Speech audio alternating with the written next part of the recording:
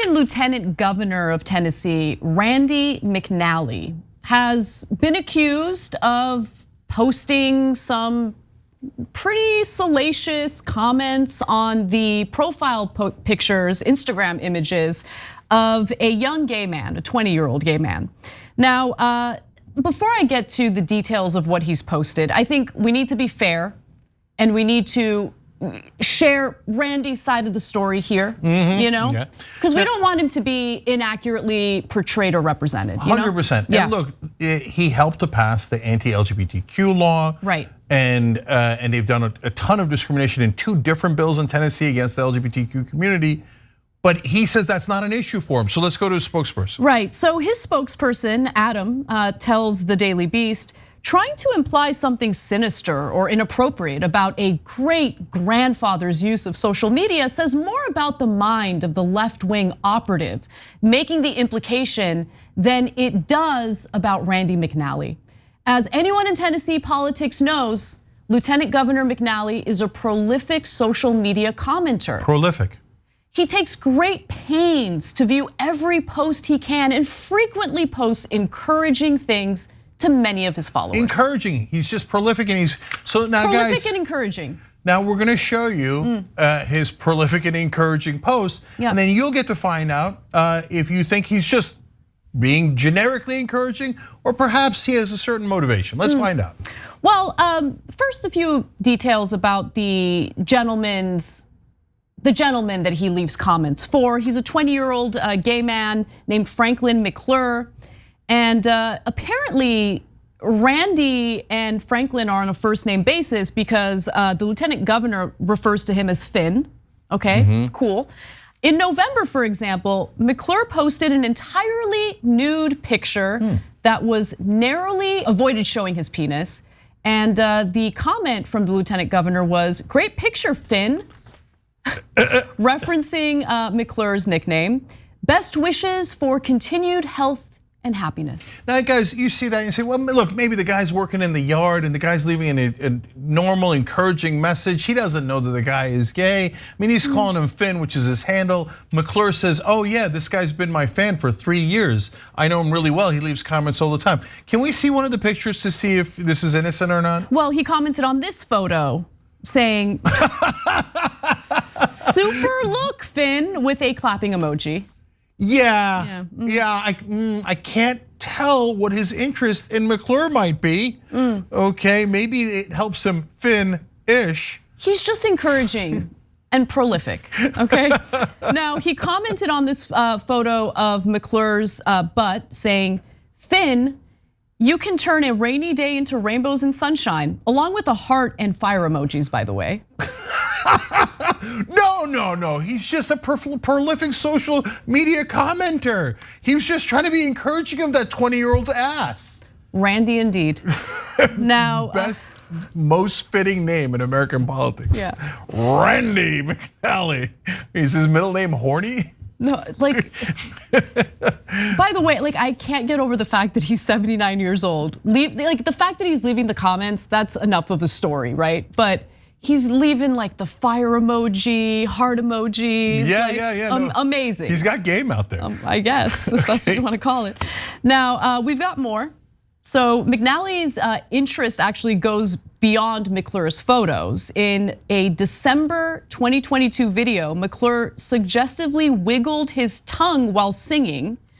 McNally responded with hearts and flame emojis, adding, very good. That is encouraging. He also follows a fan page that posts edited pictures of McClure, including one with a background declaring him a bad bitch.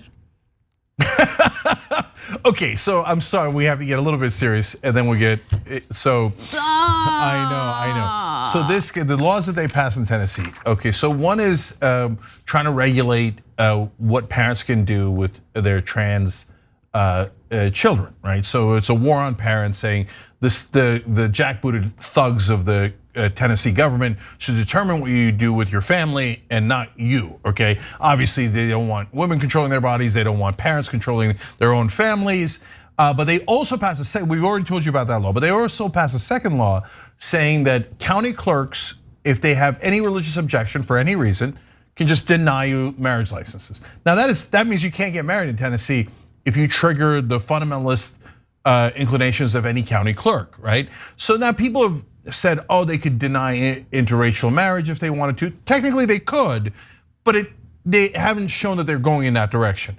Are they going to deny people the right to get married if they're a gay couple? Almost certainly. That was the entire point of that bill. So our friend Randy is the lieutenant governor and was the head of the Senate in pushing these bills forward. So his actions are, no, we cannot let these gays get married because they've got to be on Instagram and showing their butts so I can see it and finish to it, okay? I don't want him getting hitched up with a guy and then I can't see him on Instagram anymore. What am I gonna do with my spare time? And so LGBTQ people shouldn't have any rights, except it turns out Randy McNally is LGBTQ. And so, oh, and if you're gonna catch feelings over it, Randy, I know you're very encouraging. Send me an encouraging note, okay? Okay, so look guys, this is what we tell you all the time. Almost all of these culture wars in regards to LGBTQ issues are basically closeted people who hate themselves versus people who are out of the closet and don't hate themselves. In some cases, yeah. I would argue in most cases, it's a way of distracting from the fact that they do nothing of substance for the very people who voted them into office in the first place, and instead provide the illusion of governing by choosing whatever group they want to target. It's always a powerless group. It always ends poorly for the powerless group that's already powerless.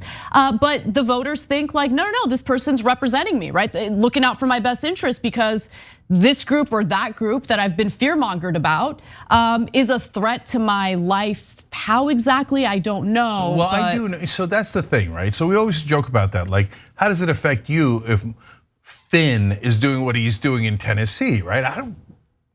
How could it possibly affect my life? But it actually, in a sense, does affect our life. How? And so that's what I got out of this story. So everything is projection, right? So this guy thinks, well, if we let people have rights, as with most conservatives, and you will see them making this point over and over again. If we let them have these rights, well then obviously more people are going to be gay. We just did a story about a couple of days ago, another conservative saying that. And because so what? In their minds, well, if you could, everybody would be gay, wouldn't they? So that's why they're saying this will affect my life. If we think it's perfectly normal for people to be gay, well then obviously I would be gay. And he probably thinks that everyone would be gay because he assumes that everyone thinks like he does. He's like, well, we can't have that, then you won't have families and stuff like that. Everybody will be lusting after Finn. If we let him, that's why we gotta make sure that we don't let him. No, dude, that's your own internal demons that you're battling. Please leave the rest of us alone. Yeah, no, 100%. And also, bro, you're 79 years old.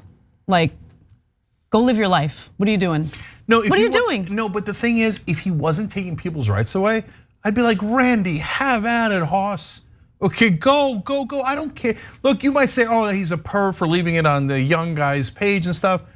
Brother, you're 79, how much longer, right? So, and by the way, maybe a lot longer, and God bless, I wish everybody good health, right? But he seems to be at the point where he has less F's to give, right? So then live your true self. What are you waiting for? So Finn was asked about, what the lieutenant governor has been up to in his career in regard to scaling back any rights for the LGBT community. And here's what he said to the Tennessee Holler. I just thought he was older and out of touch. I've always taken it as a compliment. I don't dislike him or think he's a bad person. He's one of the only people who has consistently uplifted me and made me feel good. He's also made himself feel good. Now, but when the Tennessee Holler told him about the anti-LGBT legislation, Franklin McClure agreed that it was wrong, saying, quote, it's wrong to ban drag, wrong to ban anything that isn't hurting anyone. I don't support hate of any kind. And in a series of Instagram direct messages, McClure told the Daily Beast he thinks McNally follows him because he enjoys who I am. I hope he can extend that kindness by trying to make sure no bills are passed to hurt anyone like me. So, and McNally, you're right. I mean, he has sponsored some of these awful bills. He has supported some of these awful bills. But in some moments in his career, he has mildly spoken out against the right-wing hatred toward the LGBT community.